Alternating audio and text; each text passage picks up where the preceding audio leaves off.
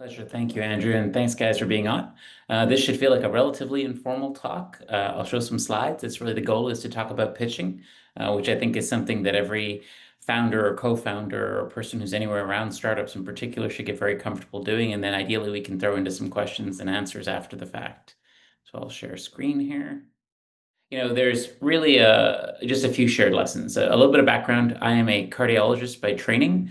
I trained in Cleveland. I'm from Toronto, so Buffalo's been a great place to be home for the last 20 years or so.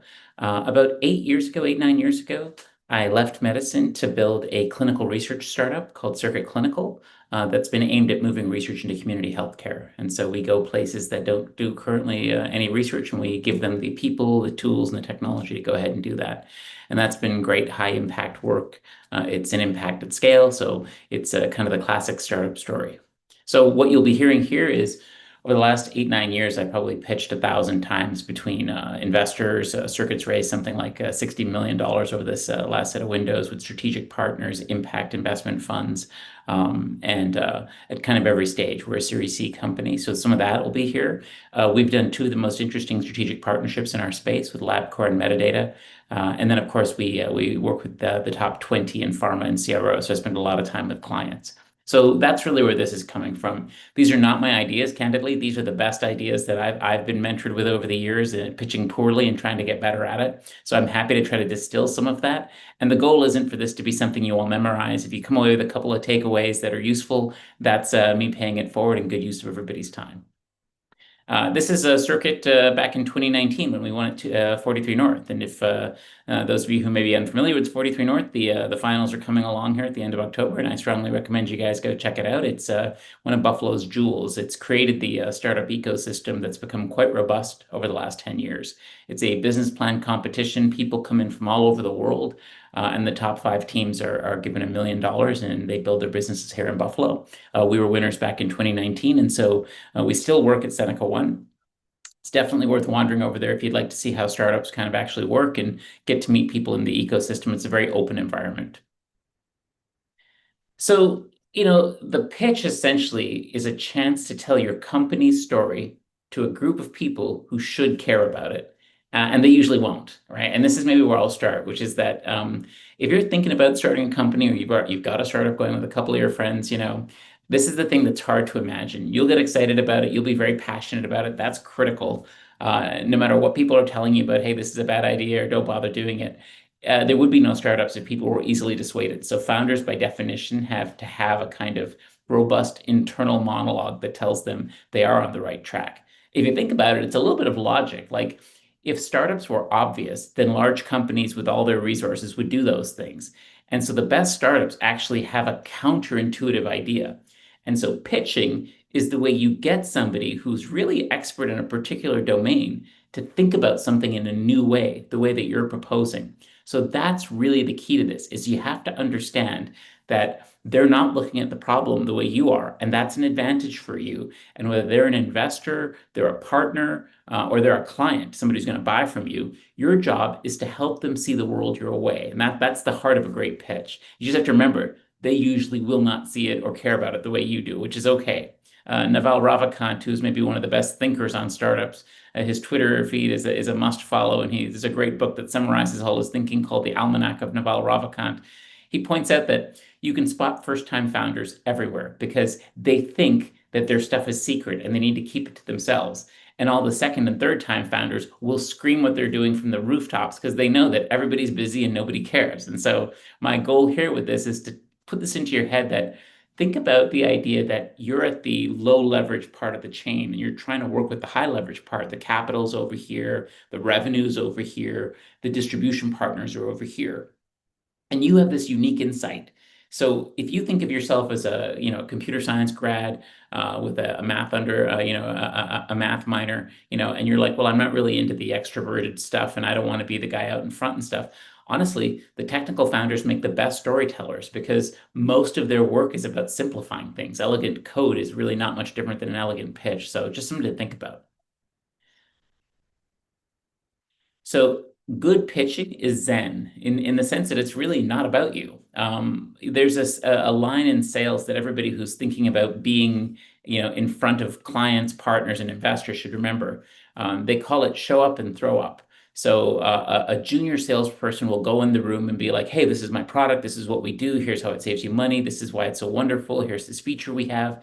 Senior and experienced salespeople and experienced founders who've been around the block a few times, they'll do a lot of talking, but if you listen, they're actually asking questions without those words. They're really trying to get a sense of what is it this other person is really struggling with.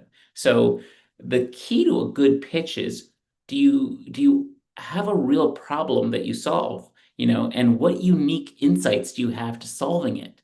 And why is that problem worth solving? If you're talking to an investor, this is a really critical piece. If you're talking to clients, you should be able to summarize their pain in a way that they would agree with. They should be like, yeah, you got it exactly. That's exactly how I feel. But if you're talking to an investor, you need to help them understand, hey, look, you may not have ever looked at, in our case, clinical trials, but let me tell you about clinical trials. And here's why there's a huge problem in clinical trials. And here's how we see things differently.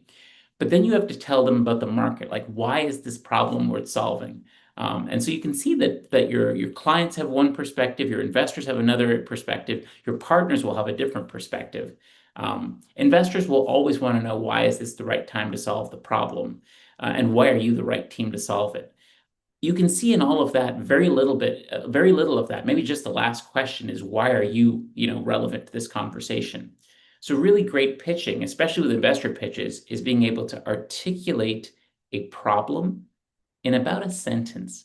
I can tell you Circuit in one sentence 9 years later, and I couldn't when I first started. Circuit exists to move research into community healthcare. That's it. How we do that is a lot of different ways. Why we do it's got some interesting ideas, but I can tell you everything about Circuit that matters in that one sentence. We exist to move research into community healthcare. So, what unique insight do we have to solving that problem? So when I talk about Circuit, I say we believe that moving research where patients actually are near near their homes and with the doctors they trust has the opportunity to transform how drugs get developed and shorten the speed and reduce the cost. That's why that problem's worth solving. It's a $34 billion industry. And technology and tools are now here, and the FDA is in the right mood to solve this problem. Obviously, I've been an investigator for 20 years, and our team is pharma and healthcare experts. So that gives you a sense in 4 or 5 sentences that here's how you talk about a pitch. You really are talking about what those people are looking to accomplish, not what we're looking to accomplish. Um, this I see all the time. It is incredibly important to write your pitch out. And I see founders freestyle this all the time. I've given this talk probably 25 times, and it changes every time. I add to it, subtract to it, depending on the audience. But it's been in front of audiences many, many times. So I've figured out kind of what parts needed to go and maybe what parts need a little more meat on the bone and stuff, but it's always changing. Practice, practice, practice. When you think about your investor pitch, you should be able to do that in your sleep. You should be able to do it on a day when you haven't slept for 2 days, that kind of thing. Like it's just got to be second nature because then you can spend more time looking at your audience and thinking, how is this going over? Is he interested or is she bored out of her head? That's a really important part of this. There's this thing called vocal image. This is the ability to project a voice that's calm and, confident. Sometimes you speak fast, sometimes you speak slowly. There's visual arts. So, you can tell by these slides that there's a reason I've stripped them down to nothing but white space and text. There'll be a few graphics here, but all of them were delivered by me. So you're not going to see anything really trying to wow you. It's because this message needs to be very simple.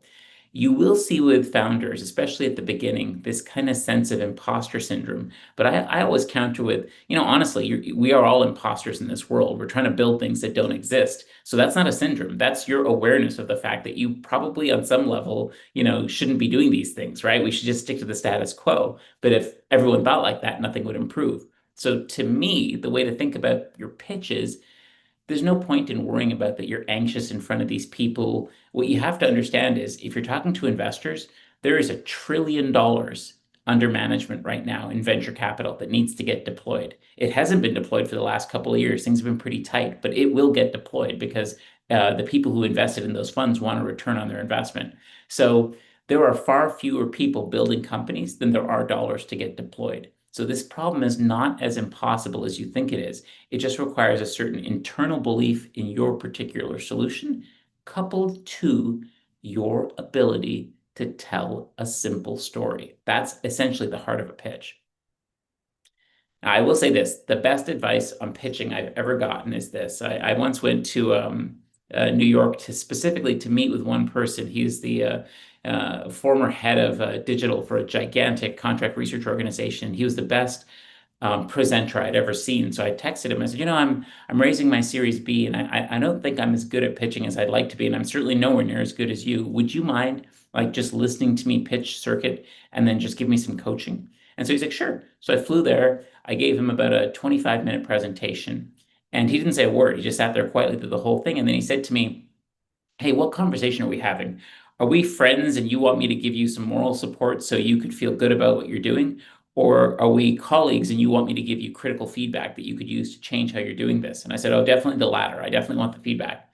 And he said, you are a founder CEO and you have to remember your job is to talk auto racing. It is not to talk motor oil. It is not to take things down to their most technical elements and their most, here's the viscosity. Nobody cares.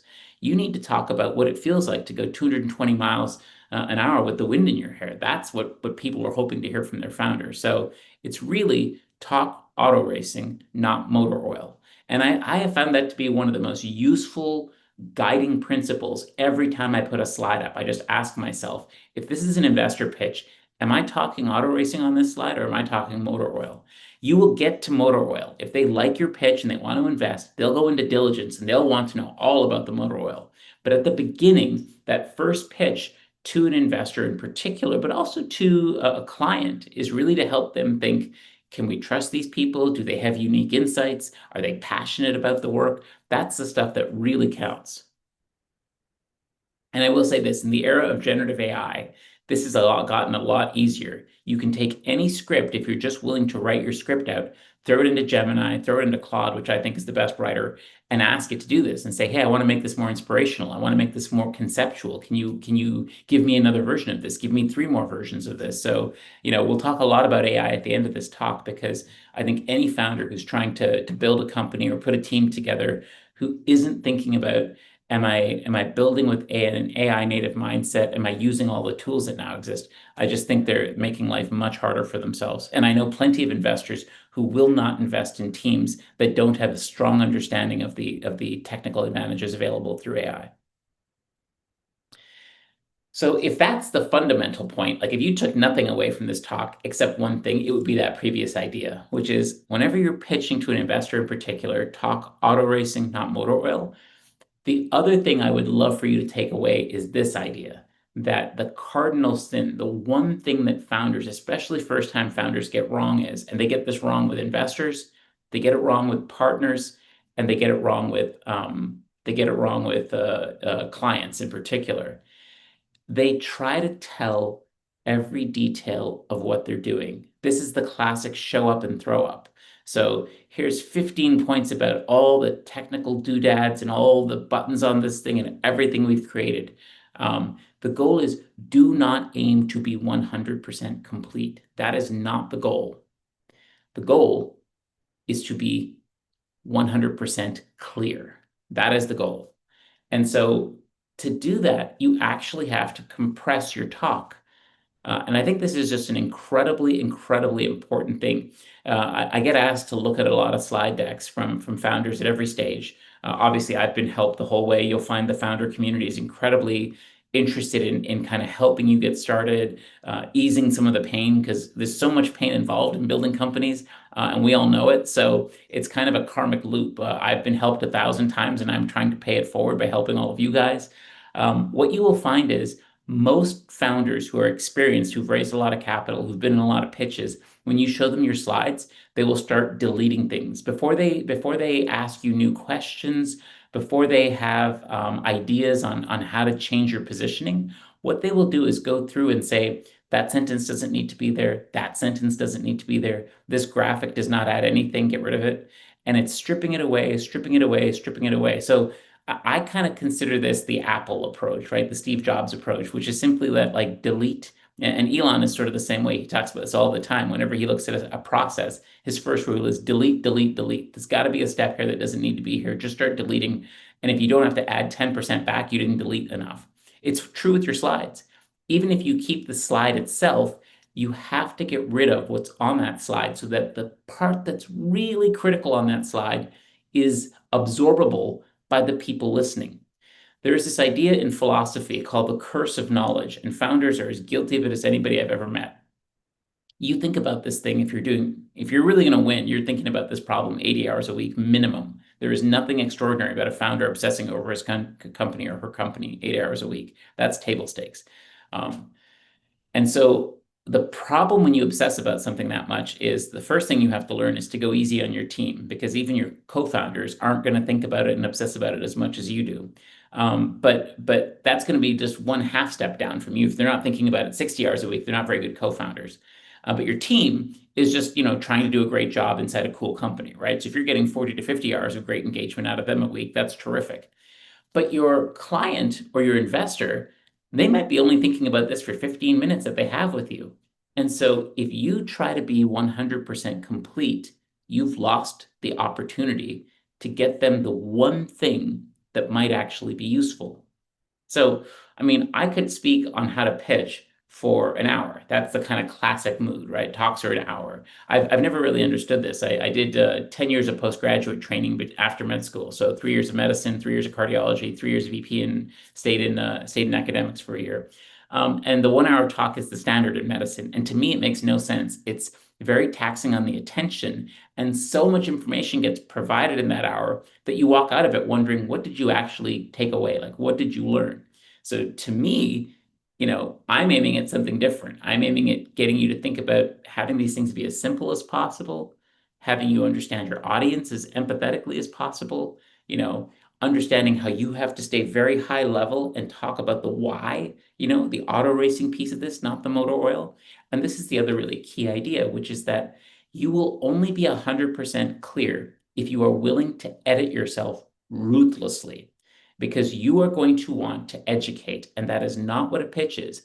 A pitch is a chance to have a conversation with somebody, to understand why they're talking to you, what's motivating them. If they're an investor, what's their investment thesis? I watch founders use these 30-minute meetings with investors, and they will talk for 25 minutes of it.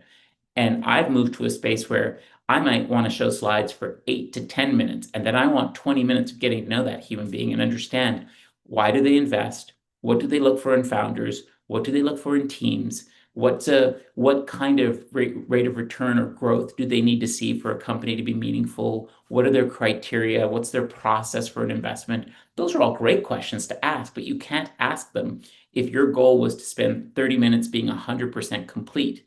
But if your goal is to be 100% clear, and all you're really trying to tell people is, we run a new kind of clinical research network.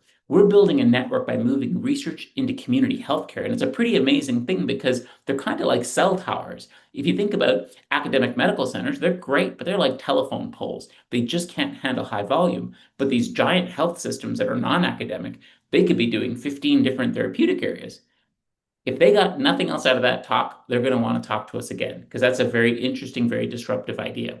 But you can't get that idea into somebody's head if you also want to tell them 15 other great things about your company. So the goal is not 100% complete, 100% clear.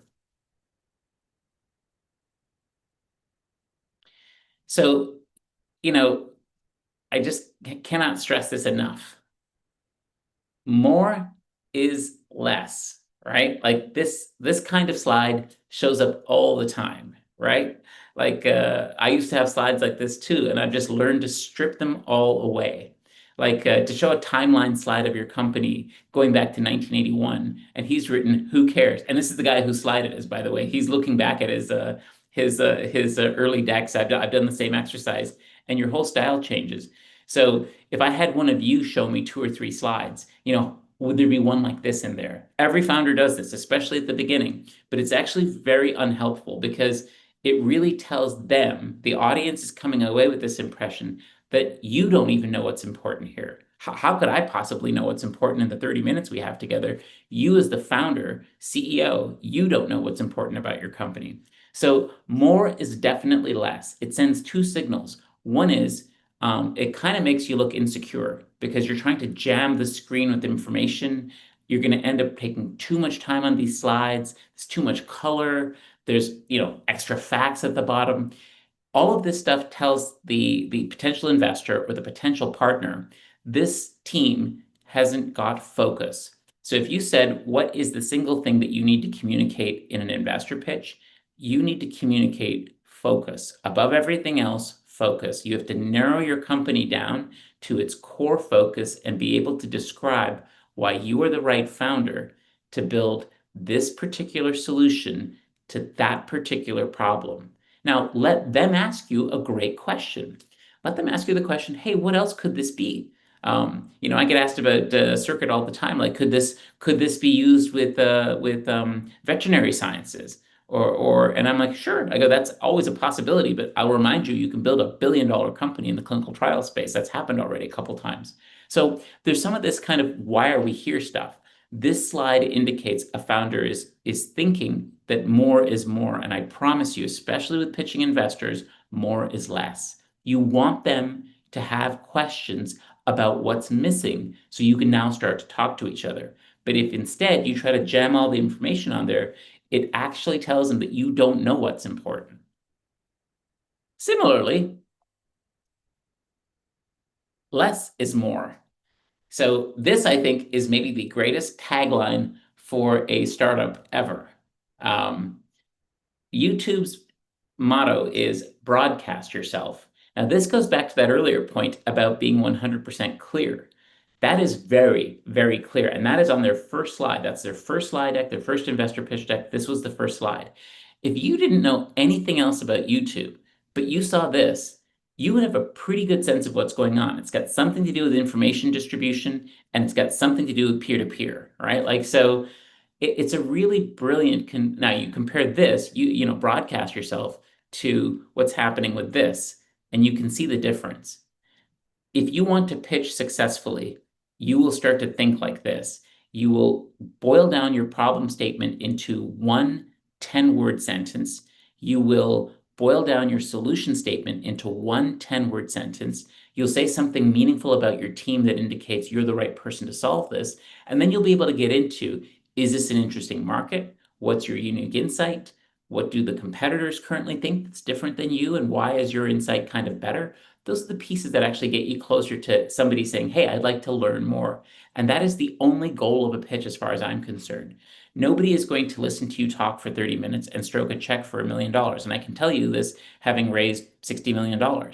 The way it works is they try from that meeting to decide, are you somebody that would be worth going into some detail with to figure out, is this a good business and should we invest here? Are you somebody, trustworthy? Are you somebody who's got their own situation figured out that this was worth my next move? That's it. That's the only goal of a pitch, is to get to the next meeting. The sales call with your client, it's really the same thing. You're just trying to communicate, what value do you add? At the base, at the simplest, our value at Circuit is we can help you enroll your clinical trial faster and with patients more representative of the broad population. That's it. One sentence, less than 10 words, and it's very interesting. So if you're a pharma, that's something, by the way, that you care about deeply. If you're not in clinical trials, that sentence may not make any sense. But the point is, if you can summarize what you do to somebody who knows about your space in 10 words, you're likely a lot farther ahead to the next meeting, which is, yeah, we'd like to learn more. Let's get our people together and start getting into this. So that to me is, there's lots more to say about pitching, but to me, that is the heart of it. And then I'll just end with a couple of thoughts on startups in general, as you guys think about this sort of stuff. The key is this advice was the Forbes quote of the day probably 9 years ago. Miranda Flores, who built Made in LA, was the Forbes quote of the day. And she said, great founders are hard on the vision, soft on the journey. And I think that's right.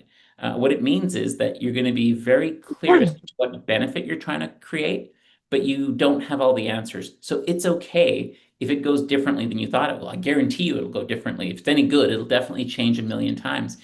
Early first-time founders in particular, they'll get very precious about, well, no, this is the way we're doing it. That's a disastrous idea. Instead, you should say, I'm very precious about what impact am I trying to have. I'm trying to change where a clinical trial happens because it'll change who gets to hear about it and who gets to be the doctor. That's what I'm trying to do. That's the vision. And how we get there, I let my team decide that as they kind of work with people. They've got the boots on the ground. So they're authorized to make decisions as long as they take us closer to that vision.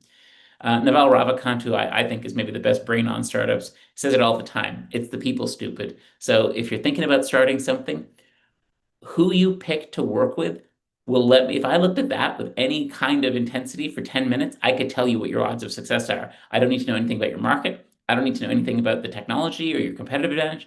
I just need to look at like, what are you like? And what is this person you've chosen to work with like? And that's most of the story. And I can tell you, we're at 100 people at Circuit. We're split up over 8 states and we cover 8.5 million patients. I remind myself of this every week. It's the people, stupid. All of the success we've had at Circuit hasn't come because of my brilliant ideas. It comes because we have 100 really passionate, hardworking people who get along with each other and care about the same mission. Um, the other startup bromide that's relevant to pitching is that the best time to build a company was last year. The second best time is right now. I will say that leads right into this one, which is you are all, in the presence of a 100-foot wave. And it might be the really last super transformative one. With generative and agentic AI is literally here. If I were your age, I would surf it. I'm a lot older than all of you, and I promise you I'm surfing it, right? Both at Circuit and in the projects I help with. I'm just very interested in how AI can be used and deployed to make life better for a lot of people. So, if you're not thinking AI in your projects, you absolutely should be. If you don't have that technical background, find a technical co-founder. If you do have a technical co-founder, use your time to get up to speed. There's so many tools that on the user end that are so friendly to people who aren't even coders. I mean, this is the window to do these things. I mean, you're coming of age at a perfect window. So my version of this was I was a kid when the personal computer was brought to market and commercialized. I was in pre-med when the internet showed up, and then in med school when social and mobile showed up. So all of the really big waves I missed. But this one I saw coming, and I can tell you it's really an exciting time to be building companies. The capital markets, which have been really tight for all non-AI startups, have been wide open for the AI companies. So just something to think about when you think about how you would pitch your company. I tell every founder I talk to, you need to be able to at least have one slide talking about the role AI will play in transforming the company that you've described that you want to build, because it can be internal and it can improve your margins. That's meaningful to investors.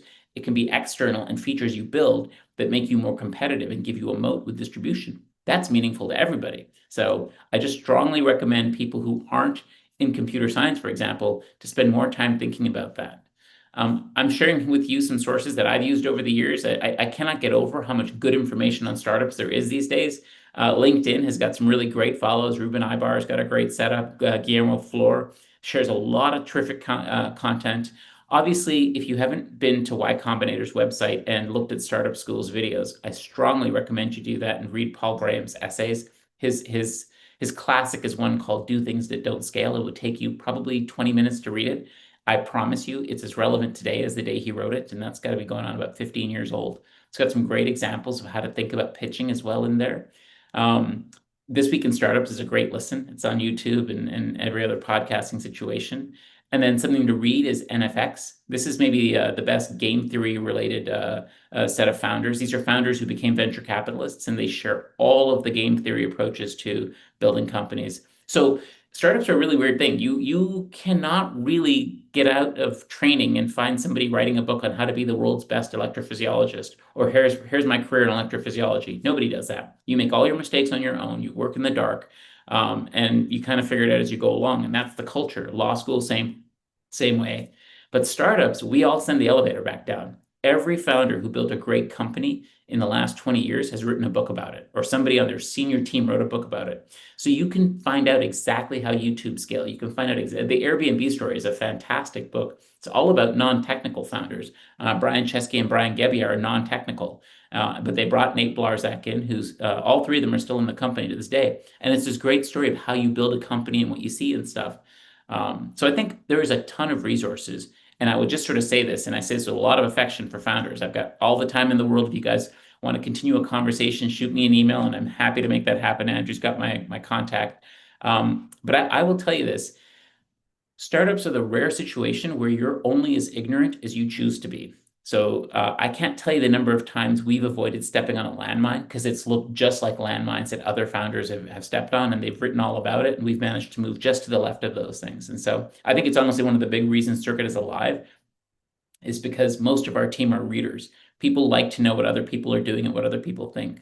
So I just think it's a really interesting time to be building companies. When I started 9 years ago, there wasn't even 5% of the information available. To give you one very simple example, you don't need to worry about how do you even price a company or something because Carta just has released all the data. If you follow Pete Weller on LinkedIn, he's their head of insights. He just publishes the data. Here's how many Series A's were done in the last quarter in the United States. Here's the average valuation. Here's the categories. So you just live in an era where there's a ton of information. And then we come to generative AI, where the models will do all your research for you. So the research that took me probably 6 months to a year to get Circuit going could have been done now on a weekend with the models. And so I just strongly encourage everyone to think about, hey, how can I take advantage of all that? Just a few more examples of this. There are a lot of ways to pitch. I got to be really clear that I am not suggesting what I've shown you is the only correct way to pitch, but I am suggesting to you is there are some examples of what has worked well for everybody. And if you were to read 300 startup books like I have, the things I've talked about, keeping it very simple, empathetically understanding your audience, using your time to ask questions, not tell things, have a compelling story that's emotional, really focus on keeping it really grounded around their needs and the problem that you solve, and then keeping it very high level. Auto racing, not motor oil, I think is a long way to take me to pitching well. So I'll stop there. That's about 40 minutes or so, and I'm certainly happy to take questions, guys. I'd love to hear what you're working on and how you're thinking about startups and just have a conversation.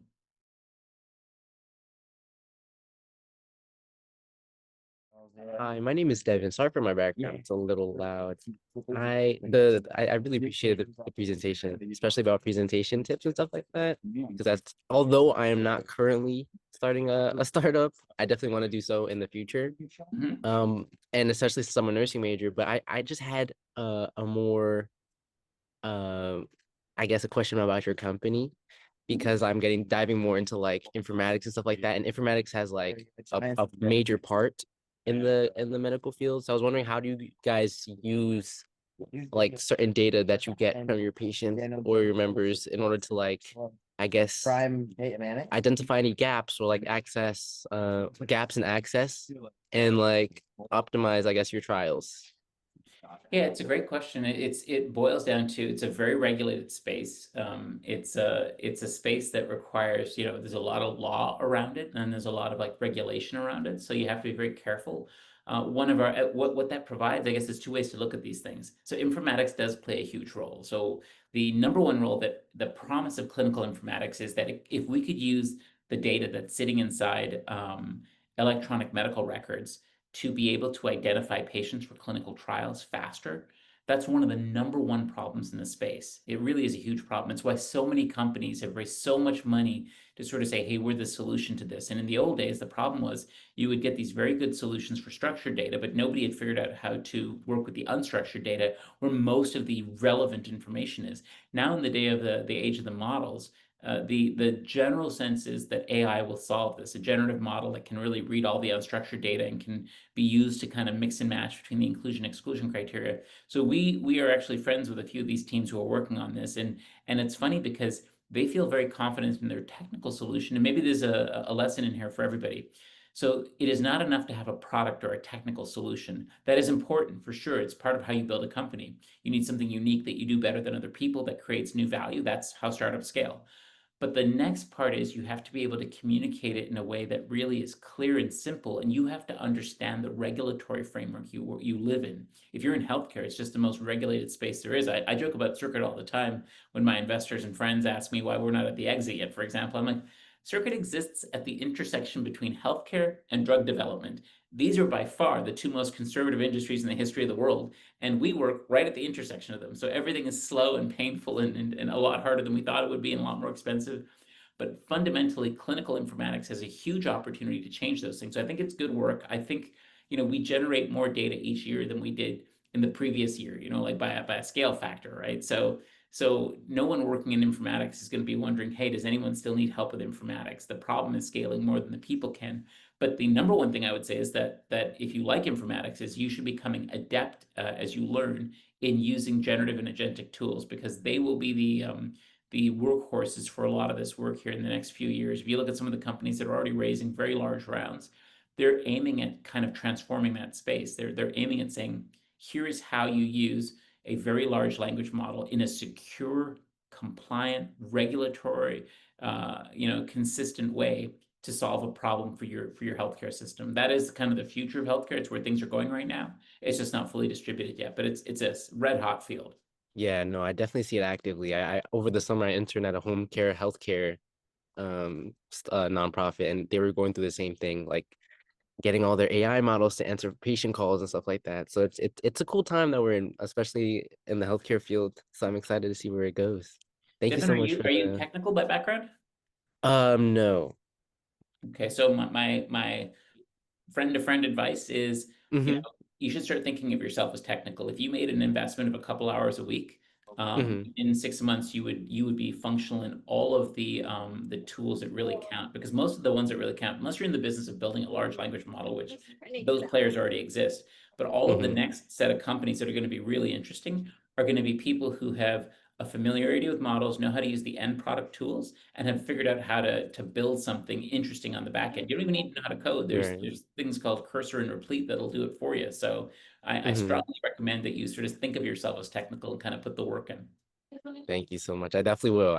I see the market that we're in right now, and it's definitely a skill that needs to be improved on. Thank you so much. You're very welcome. I will say, like, I'm 54, and I say it all the time that it's been a hard fought kind of 54 years, and I'm very grateful for the position I'm in. I get to The way I describe my life is that I get out of bed every day and I only work on the problems that I love the most, that I think I'm best qualified to work on, and I only work with people I handpick to work with. So if that's not the definition of adult freedom, I don't know what is. I mean, I just think I have this crazy life, and but I will say, if I couldn't be me, I would love to be one of you guys in school in a great program like UB with tons of technical talent all around you. I mean, I fundamentally believe Western New York is going to become a healthcare informatics AI kind of hub. And I truly believe some great companies are going to come out of here. They're going to be built by people like you. Anybody who's willing to spend an hour, in the middle of a day to listen to a talk on how to pitch is on their way to building a company, in my opinion. I just think that's part of the process. I think the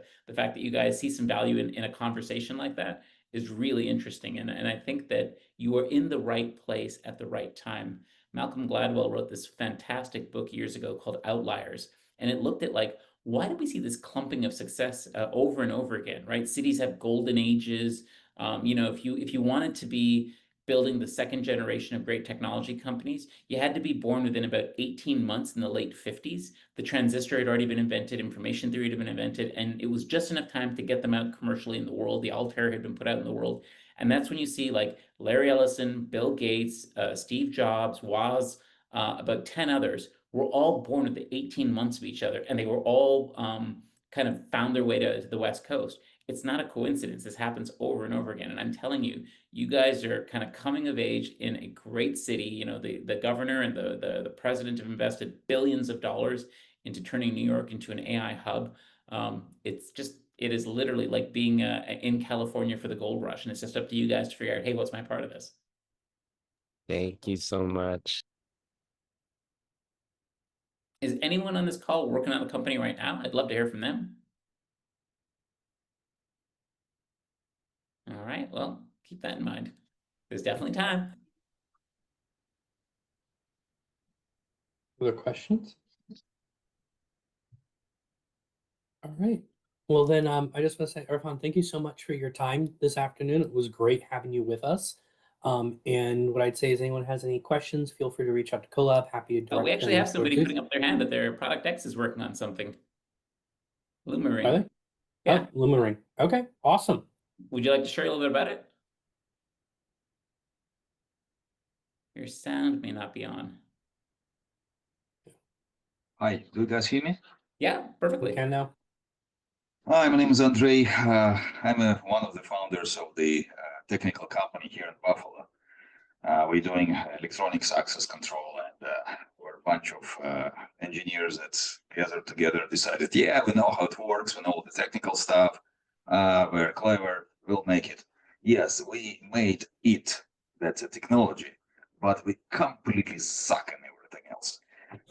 With a big passion, and now we do realize that, and we're trying to figure out what the heck to do next. This is a very interesting moment of life, and I would not recommend to do that at home to anybody. I think first of all, congratulations on building something. It's the engine of American capitalism is people who don't have to do the crazy thing of trying to go from 0 to 1, who just choose to do it because they see it and they're like, yeah, exactly that. That swagger in your voice is exactly what makes capitalism work. So first of all, congratulations. And look, fundamentally, if you're good enough to build something new, you probably have some holes in your game, right? I'm pretty good at telling the story and sort of seeing what could exist, but I haven't written code since 1998, right? So I got to have somebody on my team who can do that well. Commercial sales is a very mechanical process. So my head of commercial does that. Great teams kind of figure out, hey, where are we strong? And let's lean into those. And then who's around us that could help us with some of those other things. And building companies, this is a great ecosystem to build companies. I don't know if you're familiar with kind of all of the support structures around you guys. There's a bunch of early stage funds like Launch New York. I joke about it sometimes. Absolutely not. Yeah. Oh, yeah. So, I mean, if you want to ping Andrew and get my email and shoot me an email, I'll be happy to go for a coffee with you and just talk about these things. But this is a very welcoming ecosystem for founders. Circuit is lucky. I mean, I think I joke about it sometimes. I think I've been invested in by everybody who invests in startups over these 9 years. Launch New York, the Western New York Impact Investment Fund, Lee Capital, Buffalo Angels, Rochester Angels, you name a small fund that writes a check hoping to see great companies show up. They've stood up for Circuit. I say it all the time that we were built in Western New York, and it's why I'm so loyal to Buffalo and the ecosystem in general. So it's certainly, from my perspective, it's part of how I think of my give back, right? We won at 43 North. We've been in the incubator for a long time. We like to think we're good citizens there. So if there's anything I can do to be helpful as you guys think about building your company, happy to do that. Happy to make introductions to other founders in the ecosystem. They're always happy to meet with you guys and kind of cut some time off your clock. And look, if you're like, hey, we've done this, but we don't have that, you're not the first. You're not the first. That's a very common part of the process. It might mean that you're missing 1 or 2 team members. And this is a great ecosystem. I mean, 43 North does a great job of not just helping the companies that win, but all the startups connect to other talent. And so I can share some of those resources, and so can Andrew. Forge is kind of a clearinghouse for it's a website that lets us, Forge Buffalo kind of lets you look for people who have skill sets you don't have. You go for coffee, you meet them, see is this a good person to work with, that kind of stuff. But it's kind of, it's why 43 Notes motto is it's happening here. And the idea is that we've all kind of collaborated, not just to work on our companies, but to create this support structure called the ecosystem to help everybody else kind of succeed the way that, and the goal is to build great companies here. So if you're working on something, you need some help, I'm certainly happy to get the ball rolling. Thanks a lot, because it's like from outside, it feels like 43 North is only for those chosen 5 companies and nothing else. So that's quite cool to hear that it's not just that. Otherwise, it will be a lot of wasted resources. Yeah, there's a lot. While 43 North is got a lot of great resources, there's a whole series of stacked things around here that are waiting. Now, UB is an excellent example. UB is on Circuit's cap table as well, and they have a tremendous number of resources. So anything we can do to be helpful, we want to be helpful. And you'll find with you're living in this world now. Like founders fundamentally are in the business of helping other founders. We share information. The Circuit's closest competitor in our space. But the space is so big that to think of her as a competitor is just dumb, right? We're just 2 companies trying to change people's minds about where research can happen. And so we've always treated each other as peers, and we share everything. When we're raising capital, we're sharing valuations, we're sharing kind of what we're hearing from, and that's been incredibly accelerative for both teams. And the rule is always, the only ask is you pay it forward. Like a year or 2 from now, somebody coming up is going to ask you for some of your time and some of your help, and that's your payback, is that you go make that time and kind of share ideas with that person and make some introductions. But there's a lot of people around here who want to help you guys win. Thanks so much. That's amazing. Really great. Andrew, you'll maybe take the ball for connecting us both. Email's great, my cell phone's fine, whatever you like. Yeah. Sounds good.